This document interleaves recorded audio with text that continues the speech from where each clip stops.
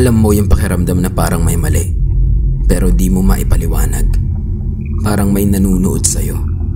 Parang may pumipigil.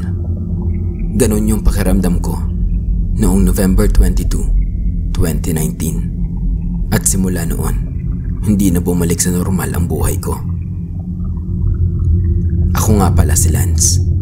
4th year marketing student noon sa isang university dito sa may University Belt. May class ako hanggang 9 PM. Pagkatapos nun, diretso na ako sa dorm. Mag-isa ko lang. Tahimik. Sakto para sa isang taong tulad ko. Pero nung gabing yun, may nakita ko sa lobby. Babae. Estudyante rin siguro. Nakaupo sa sulok. Nakalugay ang buhok. Maputla. Walang imig. Parang walang buhay. Hindi ko siya kilala. Pero may kakaiba talaga sa kanya. Hindi siya gumagalaw. Hindi tumitingin. Hindi humihinga. Ganon siya ka-static. Sinulyapan ko lang siya. Tapos umakyat na ako.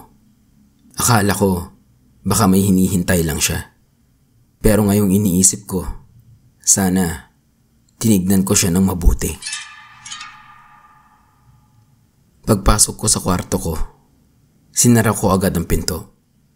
Nagbasa lang ako ng libro. Pero biglang may kumalabog sa pinto ko. 3 beses. Malalakas. Walang pasabi. Lumapit ako. Sinilip ko sa may peephole. Walang tao. Binuksan ko ng bahagya ang pinto. Wala pa rin. Tahimik ang buong hallway. Pagbalik ko sa kama, may papel sa sahig. Naka-fold ito. Walang pangalan. Binuksan ko. May nakasulat. Ang sabi, "Huwag kang maingay. Huwag kang lalabas. Huwag kang titingin." Hindi ako makagalaw. Para akong binubuhusan ng malamig na tubig. Pinilit kong matulog. Pero buong gabi, nakatitig lang ako sa kisame. At doon nagsimula ang lahat. Kinabukasan, habang pababa ako ng hagdan, napansin kong madilim ang 2nd floor. Isang bumbilya lang ang bukas sa dulo ng hallway. Tapos, may nakatayo. Babaeng nakatalikod. Mahaba ang buhok. Nakaputi. Maputla. At pamilyar ang uniform niya. Siya yung babae kagabi sa lobby. Pagtingin ko ulit, wala na siya. Napahinto ako. Tapos, biglang may malamig na kamay na dumampi sa likod ko.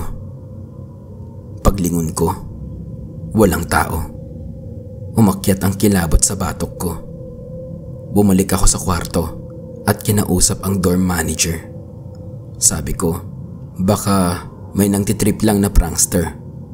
Pero ngumiti lang siya at sinabi niya na, "Marami na ang hindi umuuwi rito, Lance. Yung iba, hindi na talaga umuuwi." 2 araw pagkatapos nun, may kumalat na balita.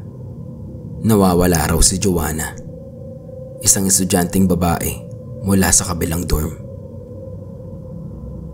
Huli siyang nakita sa hallway, sa floor ko, katapat ng kwarto ko.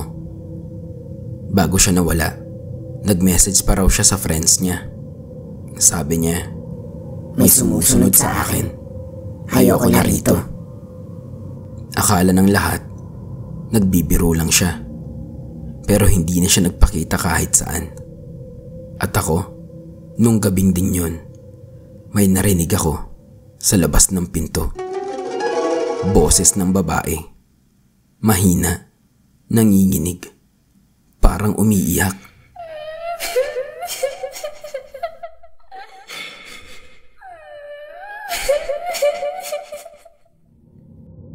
Narinig ko, ito yung sinabi niya. "Tulungan mo ako. Please, Tulungan mo ako. Hindi ako gumalaw. Nakatakip ang unan sa mukha ko. Pero lumakas palalo. Ang sabi niya, Buksan mo to. Lance, buksan mo. Ayoko na rito. Tumigil ang boses nang biglang.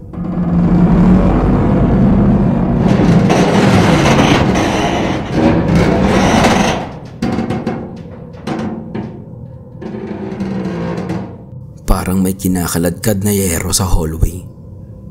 Hindi ko alam kung nananaginip ako o gising ako buong gabi. Pero pagmulat ko, basa na ng pawis ang likod ko. After 2 days, may nag-message sa messenger ko. Walang pangalan, walang caption. Isang picture lang. Ang picture, kuha sa labas ng bintana ko. Naka bird's eye view. Kuha mula sa rooftop. Pero walang access ang mga estudyante doon. Sa picture, may babaeng nakadungaw sa bintana ko. Duguan ang muka. Wala siyang mga mata. Nakangiti siya.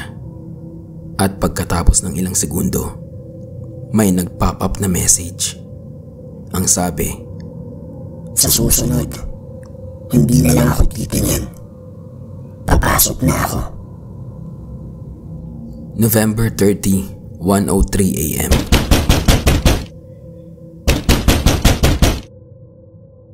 Ang lalakas ng katok. Ang bilis. Tuloy-tuloy. Hindi ko binuksan. Pero narinig ko ang lock. Unti-unting umiikot. May bumubulong na naman. Ang sabi, Hindi mo na ako mapipigilan. Kasama mo na ako. Paglingon ko sa salamin, may nakatingin sa akin. Ako, pero hindi ako. Maputla, walang mata, nakangiti, tapos maitim. Kinabukasan, wala na ako sa dorm. Wala na ang gamit ko. Wala akong bakas. Wala rin akong sagot. Pero may bagong tenant sa room 306. At ang una niyang message sa group chat namin, sabi niya, may babae sa salamin gabi-gabi. Kanina lang, may kumuha ng picture sa bintana ko.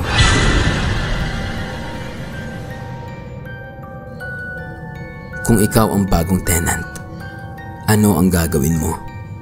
Mag-comment ka kung kaya mong matulog mag-isa pagkatapos nito. At kung may kwento ka, isend mo lang sa akin. Baka sa susunod, kwento mo na ang isasalaysay ko dito sa Darker Room.